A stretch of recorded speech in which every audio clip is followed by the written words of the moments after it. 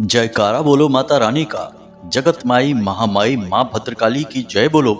माता रानी के साचे दरबार की जय बोलो। वृषभ राशि वालों, स्वागत है आप सभी का शिवप्रिया भिंड यूट्यूब चैनल में। प्रिय बंधुओं, धनतेरस के दिन अपने घर के मुख्य दरवाजे पर चुपचाप लाकर बांध देना यह एक दिव्य चीज। जी हाँ बंधुओं, इसके बाद फिर चमत्कार ही हो जाएगा। और वह चमत्कार यह होगा कि आपके जीवन पर किसी भी प्रकार का तंत्र मंत्र, टोना टोटका, काली क्रिया या फिर नकारात्मक ऊर्जा होगी, वह तुरंत ही समाप्त हो जाएगी। माता लक्ष्मी और भगवान धनवंतरी की सीधी कृपा आपको प्राप्त होगी। और इन सब से बढ़कर आपके जो दुख हैं, जिनकी वजह से आप लगातार परेशान हैं, इन संपूर्ण दुखों का जो मूल कारण है वह ही समाप्त हो जाएगा। यानी कि एक ही बार में आपके संपूर्ण दुखों का नाश हो जाएगा। यह एक चीज इतनी अधिक शक्तिशाली है कि श्रीमद् भागवतम में इसके विषय में बहुत ही गहराई से समझाया गया है। और इस एक चीज का सीधा संबंध भगवान धनवंतरी से है और माता लक्ष्मी से है। अब ऐसे में आपको हर हालत में इस एक चीज के विषय में जानना है, क्योंकि हम जानते हैं कि आपके जीवन में परेशानियों का जो दौर है वह लंबे समय से चला आ रहा है। आप लगातार जीवन में आ रही तकलीफों, दुखों, धोखे, अपमान और अड़चनों से परेशान हो चुके हैं। अब ऐसे में आपको कोई एक ऐसा समाधान चाहिए जो आपकी संपूर्ण समस्याओं का एक बार में नाश कर सके। हालांकि आपने छोटे छोटे कई और उपाय पहले भी किए हैं, लेकिन उनके प्रभाव इतने अधिक शक्तिशाली नहीं रहे हैं, क्योंकि कभी कोई उपाय आपने ठीक से नहीं किया, यानी उसमें कोई गलती कर दी, कभी आपने उस उपाय को पूरे भाव से नहीं किया, और कभी उस उपाय को करने का सही समय और काल नहीं था। लेकिन बंधुओं, अब यह जो समय आपके जीवन में आ रहा है, इसे अब हाथ से आप मत जाने देना। इस एक चीज के विषय में संपूर्ण जानकारी प्राप्त कर लेना। हम आपको केवल इस एक चीज के विषय में नहीं बताएंगे, अन्य बहुत ही शक्तिशाली और बेहद ही कारगर जानकारी भी आपको देंगे, जो विशेष धनतेरस के दिवस के लिए ही रहेगी और खास तौर से आपकी राशि के जातकों के लिए ही तैयार की गई है। आज का यह जो कार्यक्रम है, यह आपके जीवन में संपूर्ण परिवर्तन लेकर आने की दम रखता है। बस आपको इस कार्यक्रम को अंत तक देखना है, हर हालत में देखना है, और आने वाले धनतेरस के दिवस पर इस विशेष क्रिया को कर डालना है। गुप्त रूप से इस क्रिया को करना है, किसी को इसके विषय में कोई जानकारी मत देना, और इस क्रिया को करने में कोई गलती भी मत करना। अपने मन में भगवान धनवंतरी के लिए, माता लक्ष्मी के लिए पूर्ण भाव बनाकर रखना, और वह कैसे बनेगा इसके विषय में भी हम आपको मार्गदर्शन देंगे। जी हाँ बंधु, एक सच्चे गुरु का यही कार्य होता है कि वह शिष्य की हर एक कमजोरी को जानते हुए, समझते हुए उसे सही मार्गदर्शन प्रदान करता है, ताकि कमजोर से कमजोर शिष्य भी जीवन में तरक्की कर सके, दुखों से मुक्ति प्राप्त कर सके और आगे बढ़ सके। इसीलिए हम आपको यह भी बताएंगे कि इस उपाय के प्रति आपको अपने मन में भाव कैसे उत्पन्न करना है, क्योंकि बाकी तो सारे कार्य आप कर सकते हैं, लेकिन मन के जो भाव हैं, जो भावनाएं हैं, वे आपके काबू में नहीं रहती हैं। इसलिए इन भावनाओं को काबू में करने की विधि भी आपको जानना बेहद अनिवार्य है। हम लंबे समय से यह देख रहे हैं कि वैसे तो बहुत सारे लोग हमारे उपायों से अपने जीवन में परिवर्तन लेकर आए हैं, परंतु कुछ ऐसे लोग भी हैं जो कहते हैं कि गुरुजी, हमने उपाय तो किया, परंतु उस उपाय का जैसा फल मिलना चाहिए था वैसा फल नहीं मिल पाया है। तो जब उनसे बात करते हैं तो पता चलता है कि उनके अंदर भाव की कमी रह गई थी, जिसकी वजह से यह कार्य नहीं हो पाया। तो अब हम आपको इस समस्या का समाधान भी बताएंगे। कहने का मतलब यह है कि यह कार्यक्रम आपके जीवन में जो परेशानियां हैं उन्हें जड़ से समाप्त करने वाला है, और भविष्य में भी आपके जीवन में कोई भी परेशानी, अड़चन, कोई भी रुकावट ना आए, इसके लिए हम एक मजबूत इंतजाम भी करने वाले हैं। तो अब ऐसे में आपको यह कार्यक्रम अंत तक अवश्य देखना है। बंधुओं, हम आपके लिए बहुत मेहनत करते हैं, लगातार आपके लिए सर्वोत्तम, सर्वश्रेष्ठ और काम करने वाला प्रामाणिक ज्ञान लेकर आते हैं। बस हम बदले में यह चाहते हैं कि आप इस ज्ञान को अवश्य ग्रहण करें, कार्यक्रम को अंत तक देखें। यदि आप देखेंगे नहीं इस कार्यक्रम को, तो फिर कैसे हमारी मेहनत सफल होगी, हमारी भक्ति सफल होगी, और सबसे बड़ी बात कि आपके जीवन में परिवर्तन कैसे आएंगे। डॉक्टर दवाई अगर देने को तैयार है और मरीज खाने के लिए ही तैयार नहीं होगा तो वह ठीक कैसे होगा। फिर इसमें डॉक्टर की ही क्या गलती है, दवा की भी क्या गलती है, गलती तो उस मरीज की ही है। इसी प्रकार आपको भी इस कार्यक्रम को अंत तक देखना है, ऐसी भूल मत कर बैठना। ऐसे जबरदस्त बेहद ही शक्तिशाली ज्ञान से ओतप्रोत कार्यक्रम रोज तैयार नहीं होते हैं।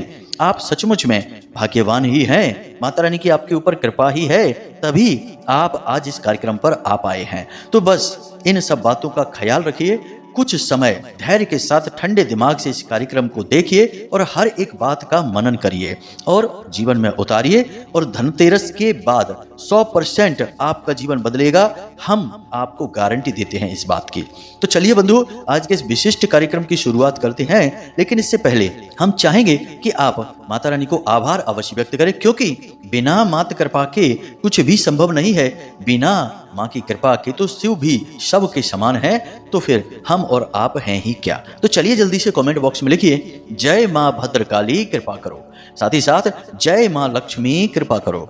माता रानी आपके ऊपर पूर्ण कृपा करेंगी, आपका जीवन 100% बदलेगा ही बदलेगा। याद रखना बंधु, जिन पर कृपा मात की होई, तिन पर कृपा करे सब कोई। इसी के साथ साथ बंधु, हमारा आपसे एक निवेदन और है कि यदि आप इस चैनल कार्यक्रम पर पहली बार आए हैं तो आप इस चैनल को सब्सक्राइब अवश्य कर लें। ऐसा करके आप न केवल हमारे बल्कि माता रानी के इस दिव्य परिवार के सदस्य बन जाएंगे, और फिर आपके जीवन में माता रानी की कृपा स्वयं प्रवेश कर जाएगी, क्योंकि यह तो माई का दरबार है। तो चलिए जल्दी से चैनल को सब्सक्राइब करिए, फिर आगे बढ़ते हैं। तो बंधुओं, अब ध्यान से सुनिए, आज हम आपको आपके ही बारे में कुछ ऐसी बातें बोलना चाहते हैं जिन्हें सुनकर आपको लगेगा कि हाँ, हम सचमुच में आपके लिए मेहनत करते हैं और आपके बारे में कुछ जानते तो हैं। तो ध्यान से सुनिए, यह जो दीपावली का त्योहार आ रहा है, बेशक यह खुशियों भरा त्योहार है, जीवन में आनंद लेकर आता है, असत्य की हार और सत्य की जीत का पर्व है। सब कुछ सही है, फिर भी ना जाने क्यों आपका मन प्रसन्न नहीं है, आपके मन में वह हर्ष और उल्लास नहीं है। कुछ न कुछ ऐसी बातें हैं जिन्होंने आपको इतना विचलित और परेशान कर रखा है कि आप इस खुशी को भी महसूस नहीं कर पा रहे हैं। कुछ आपके जीवन में ऐसी अड़चनें और परेशानियां भी चल रही हैं, जैसे कि रुपए पैसे को लेकर परेशानी, काम धंधे व्यापार की परेशानी, कुछ लोगों के जीवन में कर्जे की परेशानी चल रही है, और कुछ जातक ऐसे अभागे हैं कि बेचारों के रिश्ते नातों में ही बड़ी समस्याएं हैं, दाम्पत्य जीवन का भी सुख नहीं ले पा रहे हैं। तो कैसे इन त्योहारों का आनंद ले पाएंगे। हालांकि आप दूसरों को दिखाने के लिए अपने चेहरे पर मुस्कुराहट अवश्य लेकर आ जाते हैं और दूसरों के साथ बैठकर थोड़ी बहुत इधर उधर की बातें भी कर लेते हैं, परंतु मन ही मन आपके एक उलझन है, एक बेचैनी है, जैसे आप ना तो किसी को बता पा रहे हैं और ना ही आप इसका समाधान भी निकाल पा रहे हैं। अब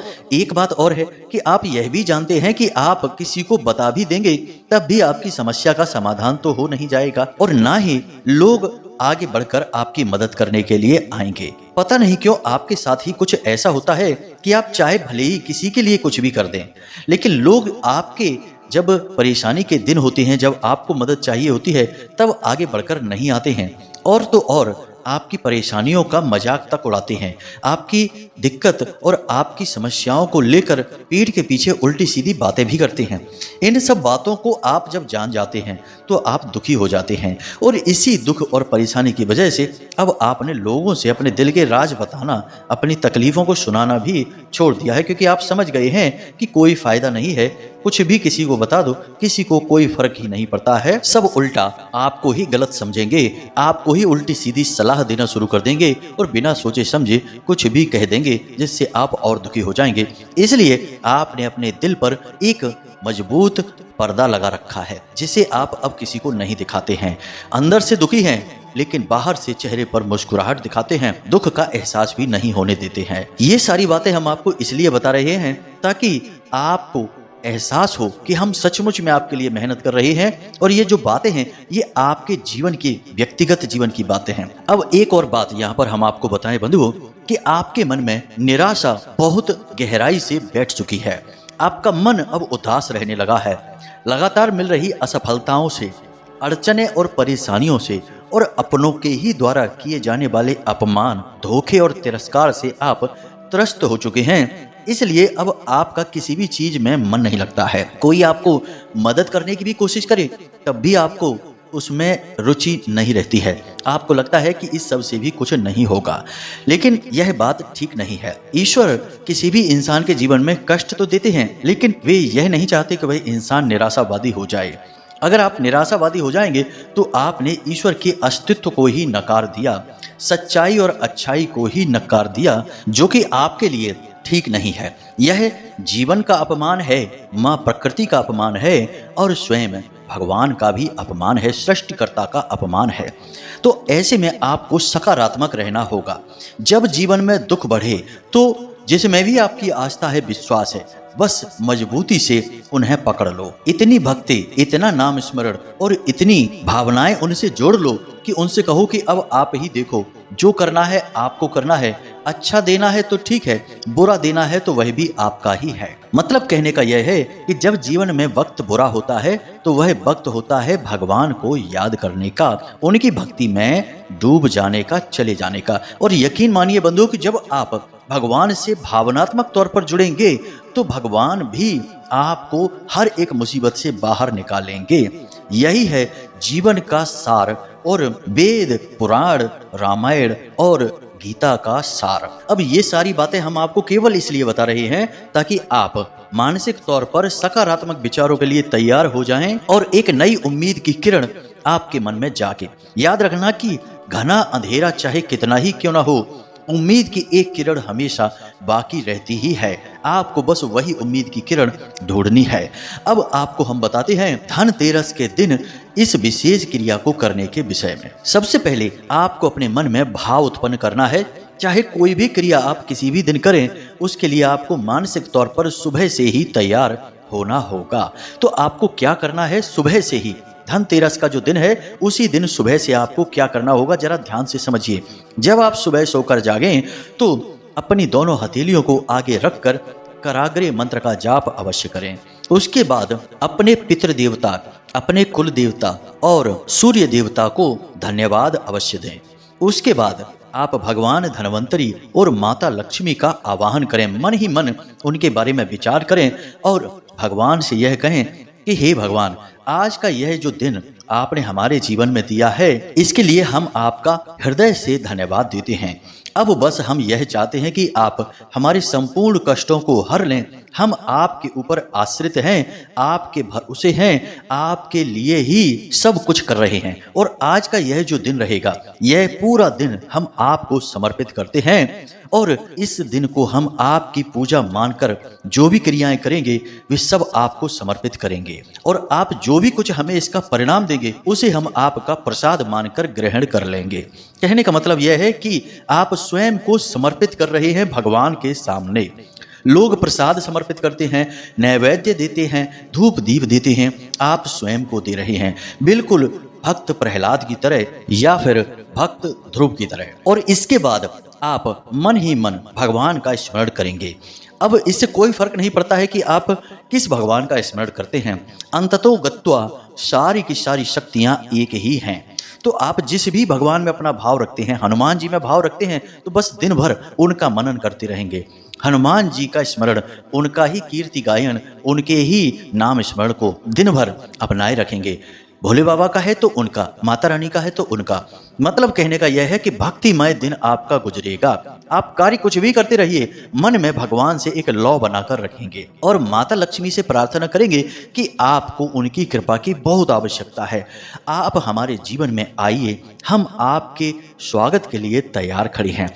अब यहाँ पर आप माता लक्ष्मी से मतलब धन संपत्ति से ही मत समझ लेना, केवल रुपए पैसे से ही माता लक्ष्मी को जोड़ना असल में माता लक्ष्मी का अपमान है। माता लक्ष्मी का मतलब होता है संपूर्ण समृद्धि, संपूर्ण चहुमुखी विकास। जब आपके पास धन है और आपके पास मन में संतुष्टि है, जीवन में आनंद है, हर ओर खुशियां हैं, तब उसे माता लक्ष्मी का आगमन कहा जाता है। खाली धन अपने जीवन में लेकर आ जाने से माता लक्ष्मी नहीं आती हैं।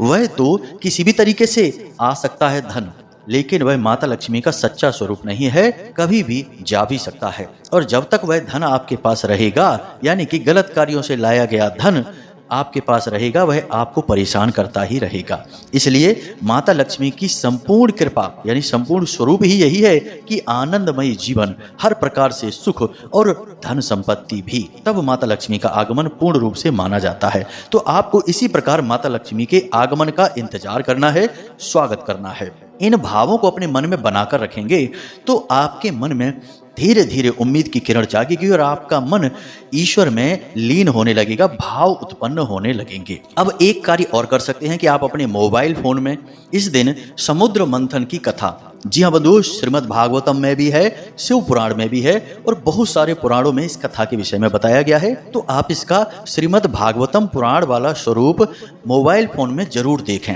और इस कथा के बारे में मन में विचार करें। जब 14 रत्न बाहर निकलते हैं, स्वयं भगवान धन्वंतरी अमृत कलश लेकर बाहर निकलते हैं और माता लक्ष्मी का आगमन होता है, कैसे कैसे यह पूरा का पूरा व्याख्यान चलता है, कैसे कैसे ये दृश्य होते हैं, इसे आप अपने फोन में जरूर 1-2 बार देखें दिन में। इसी दिन, जी हाँ बंधुओं, धनतेरस के दिन हम गारंटी देते हैं कि आपके मन में भाव इतने गहरे हो जाएंगे कि अब आप जो क्रिया करेंगे, जिसे हम आपको बताने जा रहे हैं, तो आपको 100% लाभ प्राप्त होंगे। ये सारी बातें हम आपको केवल इसलिए बता रहे हैं ताकि आप ना केवल शारीरिक तौर पर बल्कि मानसिक तौर पर भी इस क्रिया में शामिल हो सकें। जी हाँ बंधुओं, लोग अक्सर यही करते हैं कि बस ऊपर ऊपर से उन्होंने कोई क्रिया कर तो दी, लेकिन मन कहीं और ही व्यस्त है, चित्त किसी और कार्य में ही डूबा हुआ है। बस फॉर्मेलिटी के लिए उपाय कर डाला और सोचते हैं कि काम ही नहीं किया उपाय ने, पता नहीं कैसा उपाय था। बंधुओं, सब उपाय कार्य करते हैं क्योंकि ये बने ही आपके उद्धार के लिए हैं, बशर्ते कि इनकी संपूर्ण क्रिया पद्धति को माना जाए। और उपाय और क्रियाओं की जो प्रथम पद्धति है वह यही है कि इनके प्रति मन में भाव होना चाहिए। तो हमने भाव निर्माण के लिए आपको संपूर्ण पद्धति समझा दी है। आप इस पद्धति के बारे में मन में विचार करें, मनन करें, उसके बाद इस क्रिया को करना शुरू करें। आप चाहें तो आज आप इस कार्यक्रम को सुन रहे हैं, कल से ही इस पद्धति को अपनाना शुरू कर दें। रोज सुबह जागें और ऐसा ही विचार करें। दिन में 1-2 बार समुद्र मंथन की कथा को अवश्य देखें। श्रीमद् भागवतम वाली समुद्र मंथन की कथा, यह आपको बहुत ज्यादा उत्साह से भी भर देगी और बहुत कुछ नया सिखाएगी भी। बस आपको पूरे गहरे भाव के साथ इस कथा को देखना सुनना है। तो यहाँ तक सारी तैयारी आपकी हो चुकी है मानसिक तौर पर। अब बात करते हैं क्रियाओं की और उपायों की।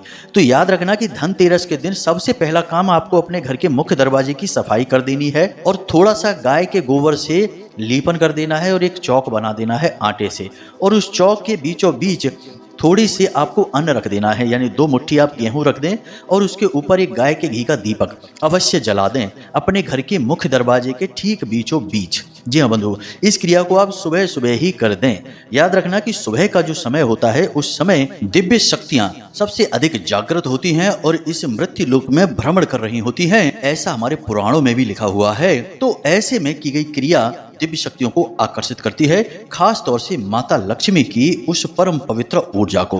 तो यह एक कार्य आपको अवश्य करना है। साथ ही साथ आपको अपने दरवाजे पर तोरण या जिसे बंदरवाल भी कहा जाता है उसे भी अवश्य बांध देना है। याद रखना कि कोई तोरण प्लास्टिक वाली मत बांध देना, जो प्राकृतिक पत्ते होते हैं और पुष्प होते हैं उनकी ही तोरण आपको बनानी है। इसके बाद अपने घर के जो मुख्य दरवाजा है उसके ठीक ऊपर की ओर आप लाल सिंदूर से श्रीम, जी हाँ बंधुओं, श्री लिखें और एक अंक की बिंदी लगा दें। यह माता लक्ष्मी का नाम है, इसे आप अवश्य लिख दें और दरवाजे के दाईं और बाईं ओर दोनों तरफ आप एक एक स्वास्तिक हल्दी से अवश्य बना दें। साथ ही साथ पंचशूलक भी आप अवश्य लगा दें। इतना कार्य आपको करना बेहद आवश्यक है क्योंकि आपको दिव्य शक्तियों को आकर्षित करना है और इस कार्य से दिव्य शक्तियां आपके घर की ओर आकर्षित होंगी। यह कोई नया कार्य नहीं है। प्राचीन काल से हर एक हिंदू के घर के मुख्य दरवाजे पर ये क्रियाएं की जाती थीं। जब कोई पवित्र दिन होता था या कोई धार्मिक मांगलिक कार्य घर में होता था उस समय ये क्रियाएं की जाती थी। लेकिन अब लोग आज के इस भागदौड़ भरे युग में सब भूलते जा रहे हैं। तो जो सामान्य सी चीज़ें भी हैं वे भी बड़ी अजीब सी लगती हैं। इसलिए आपको हम बता रहे हैं, तो यह क्रिया को आप अवश्य करें। अब एक महत्वपूर्ण बात बंधुओं, इसे आप ध्यान से समझिए। आपको बाजार से एक घोड़े की नाल लेकर आनी है और धनतेरस के दिन आप इस नाल को खरीद कर लाएंगे, उससे पहले नहीं, उसके बाद नहीं। घोड़े की नाल लोहे की ही होनी चाहिए, किसी अन्य धातु की नहीं, प्लास्टिक वगैरह की नहीं। जी हाँ बंधुओं, और दूसरी बात कि दोपहर के समय यानी 10:30 बजे से 1:35 के बीच में ही यह खरीद होनी चाहिए, उसके आगे पीछे नहीं, अन्यथा आप मुहूर्त से बाहर खरीदेंगे जो कि ठीक नहीं होगा। तो आप इस घोड़े की नाल को अवश्य खरीदें, और जो चीज़ आप खरीदें वो एक अलग बात हो जाती है, लेकिन घोड़े की नाल आप अवश्य खरीदें। अब इस घोड़े की नाल के साथ आपको एक प्रयोग करना होगा। सबसे पहले आपको इस घोड़े की नाल को अपने घर लाना है और गंगा जल से इसे शुद्ध करना है। उसके बाद इस घोड़े की नाल को अपने पूजा घर में रखना है, भगवान के चरणों में रखना है। जैसे माता लक्ष्मी की तस्वीर है, भगवान नारायण की तस्वीर है, उनके चरणों में रखना है। और उसके बाद आपको इस पूरी घोड़े की नाल को लाल रंग की मौली से लपेट देना है, यानी कि यह गोल सी होती है, तो आपको इसे पूरा धागे से लपेट देना है। मौली से लपेटना है, किसी सामान्य धागे से नहीं, जिसे हम कलावा भी कहते हैं। पूरी इसे ढक देना है और उसके बाद आपको इस नाल का पूजन करना है। जी हाँ बंधुओं, सामान्य तौर पर पूजन करेंगे, यानी लाल सिंदूर लगाएंगे और उसके बाद दीपक जलाएंगे और भगवान के सामने इसे रखा छोड़ देंगे। 1-2 घंटे के लिए इसे भगवान के सामने रखा छोड़ देंगे। शाम के समय, जी हाँ बंधु, जब सूर्यास्त हो जाए उसके बाद आप इस नाल को काले कपड़े में लपेटेंगे, यानी कि काले कपड़े में रखेंगे। और इस नाल के साथ आपको कुछ सामग्री रखनी है, जैसे कि थोड़े से काले तिल रखने हैं, एक सिक्का रखना है और 7 गोमती चक्र भी रखने हैं। इसके बाद आप इसे एक पोटली के रूप में लपेट देंगे और इसे अपने घर के मुख्य दरवाजे की चौखट पर बांध देंगे। इसे आप अंदर की ओर बांधेंगे और ऐसा कोशिश करें कि कोई इसे देखे ना, क्योंकि लोग देखेंगे तो टोकेंगे कि यह क्या है, फिर आपको कुछ बताना पड़ेगा। यह गुप्त उपाय है, कोई मंत्र जाप नहीं है, कोई विशेष विधि नहीं है, बिल्कुल साधारण है। बस आपको भाव यह रखना है कि भगवान आपके संपूर्ण कष्टों का नाश करेंगे, आपके घर में प्रवेश करेंगे। इसमें रखी हर एक चीज का बहुत अधिक महत्व है। जैसे कि आपने नाल रखी है, घोड़े की नाल की विशेष गुण और शक्ति यही है कि यह सबसे पहला कार्य नकारात्मक ऊर्जाओं को दूर भगाती है और धन संपत्ति को और शुद्ध सकारात्मक ऊर्जा को आकर्षित करती है। यह बहुत पुराना उपाय है, कोई नया नहीं है। इसी प्रकार आपने गोमती चक्र रखे हैं जो कि भगवान के सुदर्शन चक्र का प्रतीक हैं और जो नकारात्मकता को काटने का कार्य करते हैं। इसी के साथ आपने सिक्का रखा है जो कि माता लक्ष्मी का स्वयं स्वरूप है। साथ ही साथ आपको एक सुपारी भी रखनी है, जो हम बताना आपको भूल गए थे। तो एक सुपारी भी आपको रखनी है जो कि उत्पत्ति का, आपकी इच्छाओं और अभिलाषाओं का प्रतीक है। तो आपको ये संपूर्ण चीजें एक पोटली बनाकर अपने घर की चौखट पर बांध देना है, बस। और कुछ भी खास नहीं है, बस इतने से ही आपका काम हो जाएगा। बाकी आप भगवान धन्वंतरी की 2 तस्वीरें लेकर भी आएं इसी दिन, इसी मुहूर्त में। एक तस्वीर अपने पूजा घर की दक्षिणी दीवार पर लगा दें और एक तस्वीर अपने रसोई घर की दक्षिणी दीवार पर लगा दें। दोनों तस्वीरों के नीचे प्रतिदिन गाय के घी का एक दीपक शाम के समय अवश्य जलाया करें। याद रखना कि आपके रसोई घर में भगवान धन्वंतरी का वास होता है और आपके पूजा घर में भी उनका वास होता है। भगवान धन्वंतरी साधारण देवता नहीं है, अमृत वही लेकर आए थे और उन्हें आरोग्य यानी देवताओं का वैद्य कहा जाता है। साथ ही साथ धन का कारक भी कहा जाता है। जहां धन्वंतरी है वहीं धन है, इसे आप याद रखना। तो आपको प्रतिदिन भगवान धन्वंतरी की पूजा इसी प्रकार करनी है। रसोई घर में पवित्रता अवश्य बनाकर रखें। दूषित भोजन रसोई घर में ना बनने पाए, यानी कि गलत, तामसिक, मांसाहार आदि का आपके रसोई घर में नहीं तैयार होना चाहिए भोजन। साथ ही साथ रसोई घर में आपको यूं ही चप्पल वगैरह पहनकर नहीं जाना है। जैसे आप अपने घर के मंदिर में जाते हैं शुद्धता, पवित्रता, स्नान आदि के बाद, वैसे ही रसोई घर में भी जाना है, क्योंकि वह भी एक दूसरा पूजा स्थल है। रसोई घर को दूसरा पूजा स्थल कहा जाता है। यहाँ पर आपके कम से कम 4 से 5 देवी देवताओं का वास होता है, तो आप इसे पूजा घर ही कहेंगे और आपके घर का ऊर्जा स्रोत है, यह आपके घर का पावर हाउस है। तो इसे आप शुद्ध अवश्य बनाकर रखें। इस क्रिया को आप करिए और इस क्रिया के परिणाम आपको कैसे प्राप्त होते हैं हमें कमेंट करके अवश्य बताना। इसी के साथ साथ आज के इस कार्यक्रम को समाप्त करते हैं। उम्मीद करते हैं कि आपने सारी बातें अच्छी तरह से समझ ली हैं। अब आप इनका प्रयोग करके लाभ अवश्य ले पाएंगे। हमने जो बातें आपको बताई हैं उन्हें आपको बारीकी से समझना होगा।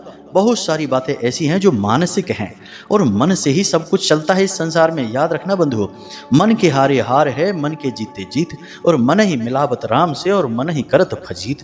तो आपको यानी अपनी सफलता यानी राम से मिलना है तो मन से ही आपको संकल्पित होकर चलना होगा, अन्यथा जीवन में फजीत तो होती ही है। तो इसी के साथ साथ कार्यक्रम को समाप्त करते हैं। कोई प्रश्न यदि आपका मन में उठे तो आप कमेंट करके पूछ लें या फिर व्हाट्सएप नंबर पर मैसेज करके पूछ सकते हैं। हमेशा हंसते रहिए, मुस्कुराते रहिए, सकारात्मक रहिए और दिन में एक बार मंदिर अवश्य हो आइए, क्योंकि आपका उद्धार तो वहीं से होगा। मिलते हैं अगले ज्ञानवर्धक कार्यक्रम में, तब तक के लिए धन्यवाद। प्रेम से बोलिए जय माई की जय, मां भद्रकाली। माता रानी आपका कल्याण करें। धन्यवाद।